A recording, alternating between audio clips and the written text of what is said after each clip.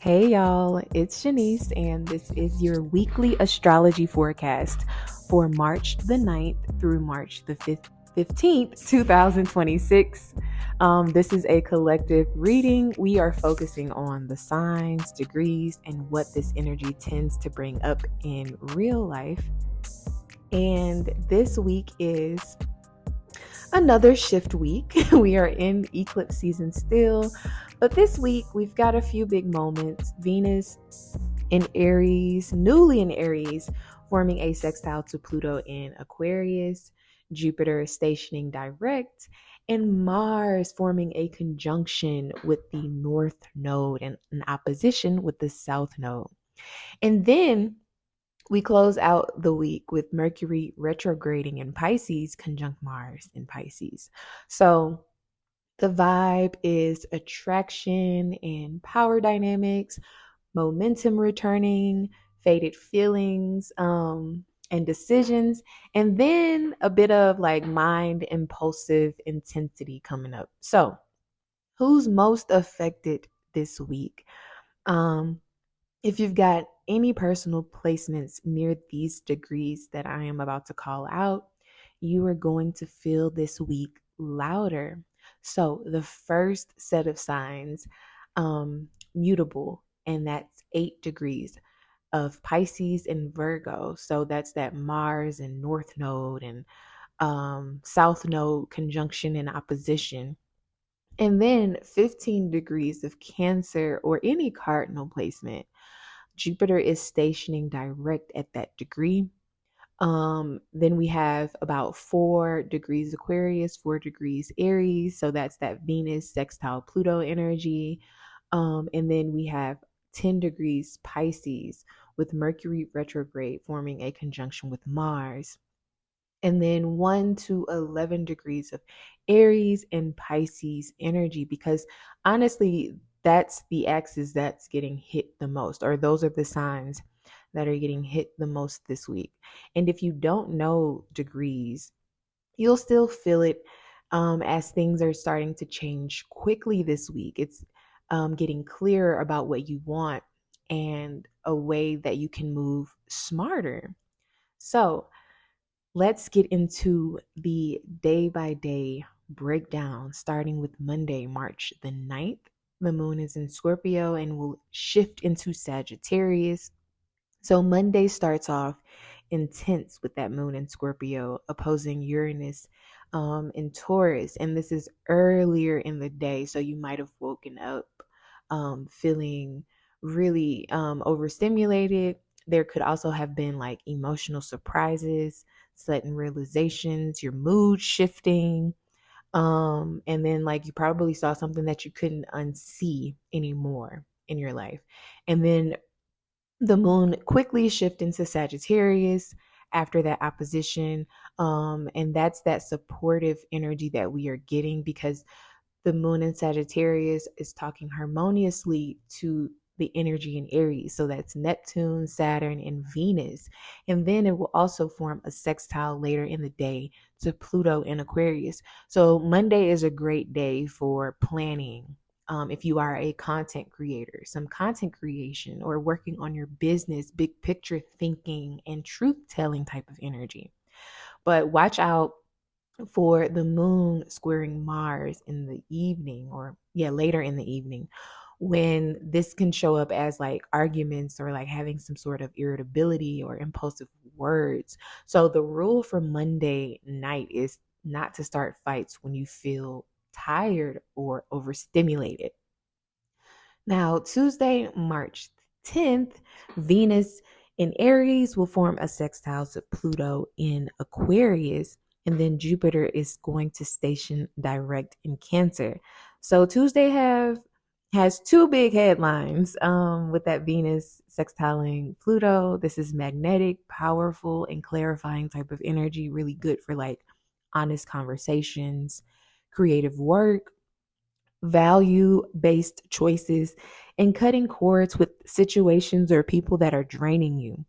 And then Jupiter is stationing direct in Cancer. This is a forward motion returning in our lives. So, a lot of people, closely pay attention to the cycles, especially when it comes to like nature and the seasons. And it's perfect alignment that we had daylight savings time and then Jupiter stationing direct within the same week, because we'll start to feel more optimistic. We'll start to feel, you know, really inclined to work on our big dreams and goals, the things that we've been planning. So pay attention to how you are feeling, like that mood shift once Jupiter stations direct. You'll probably start to feel this momentum picking up over the next couple of days, because when a planet stations direct, it stays at the degree for a couple of weeks. So just pay attention to the momentum that's building in your life. Now, on Tuesday, the moon will be in Sagittarius, forming squares to the north and the south node. This is that crossroads type of energy. And you might feel mentally foggy because it will also form a square to Mercury retrograding in Pisces. So it's like mixed signals, miscommunications, and probably some assumptions coming up. So the best use for Tuesday's energy is to choose clarity over being right, verify the details, and make decisions that actually match your values. Now, Wednesday is the final quarter moon phase. So we are closing out this month's moon cycle, but we will not leave or exit eclipse season until March 18th with that new moon in Pisces. Now, the Sagittarius moon will also form a trine to Chiron on Wednesday. So Wednesday is more of like an adjust and release phase of the month, or this moon phase, this eclipse season. It's asking us to cut what's not working, clean up your schedule, and just simplify things. It's also a good day to have some honest, like self-talk with yourself and healing conversations. Now, the moon will shift into Capricorn later in the evening, and then you'll start to feel more responsible, potentially, and wanting to structure things around your responsibilities. Now, Thursday, with the Capricorn moon forming squares to that Aries stellium. So Thursday feels like a pressure type of day. It can feel like you are limited. There might be some emotional heaviness, or like you need to plan. You might have feel like you have a lot of things to do but not really knowing where to start. But there is a bit of supportive energy on Thursday. The Capricorn moon will form a sextile to Mars in the north node, so that's productive energy, but only if you keep things really really simple. And then it's also the Capricorn moon is going to form a sextile to Mercury retrograding in Pisces. So this is really good for like reviewing, editing, and planning, like really just organizing things that you need to organize, like budgeting, and doing the responsibilities that you've probably been pushing off. So watch out for like really being hard on yourself on Thursday. Just keep it simple, doing one thing at a time. Do the most important task that needs to be done, and just go from there. Stop thinking you are behind. If you are thinking that on Thursday, you are literally aligned with your energy. I like to tell people this all the time when I talk about astrology. We are naturally aligned with the season that we are in our lives. And this is why it's really important to understand your birth chart to see which houses these signs show up, because a Capricorn moon, like say for example, if you're Capricorn rising on Thursday, this could feel really really personal, and like it's really really hitting you, and like you need to change something within your identity and you don't have enough time, or you're not doing it good enough. Like that's that energy. It can show up as like a Capricorn rising because it's in the first house, versus like me, for example, an Aries rising. I have a lot of business plans and things that I need to organize. So this is showing up and manifesting for me as like trying to organize my business plans. I have a meeting every week regarding like my bakery. So like this is showing up for my career, my 10th house, very on brand for that Capricorn energy. So just paying attention to which houses the signs that I mentioned are in your birth chart, and knowing the themes of the houses can help you understand and organize your life better according to the astrology. And you can also see, like I said, that you are aligned with the season in your life when you understand your birth chart in these transits. Now, let's move over to Friday, March the 13th, when Mars forms a conjunction to the North Node in Pisces and opposes the South Node in Virgo. So, Friday is a bit of like a fated karmic feeling type of day. With that North Node and Mars conjunction, this can bring up like urgency or like some sort of push to do something in regards to your dreams, and it's also like a decision point, like a crossroads type of energy. I apologize if you guys hear noise in the background. My cats are being a bit wild this morning. But back to Friday. So the moon will be in Capricorn opposing Jupiter. That is now direct. So it can feel a bit emotionally heavy with that Capricorn moon opposing Jupiter. That's now direct. And things feeling overwhelming, or like that it's too much.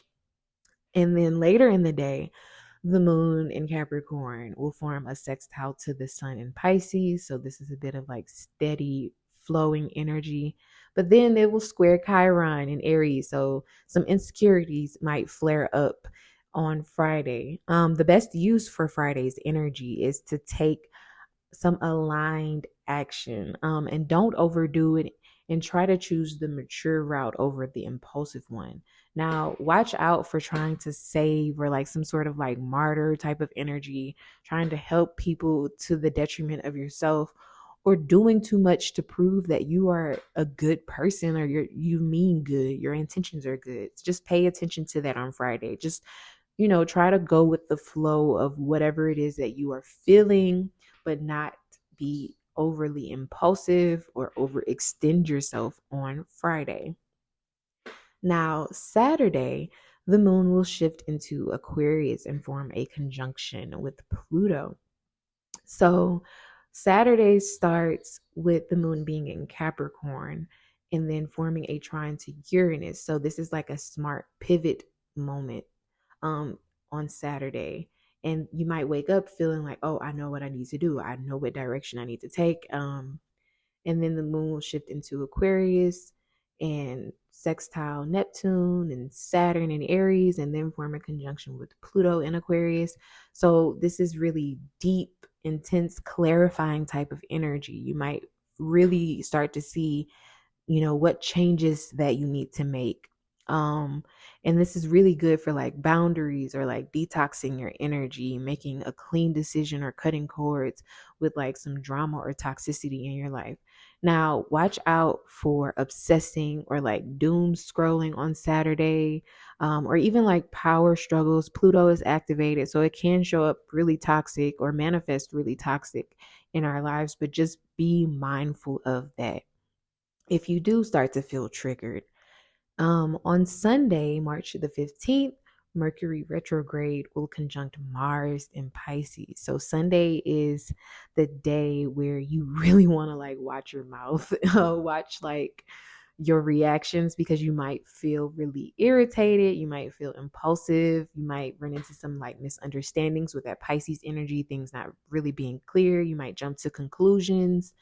So just be mindful of that Mars Mercury retrograde conjunction on Sunday. So pause before reacting, write it down before you send it, or you reach out to that person, and choose a calm conversation over like a heated argument.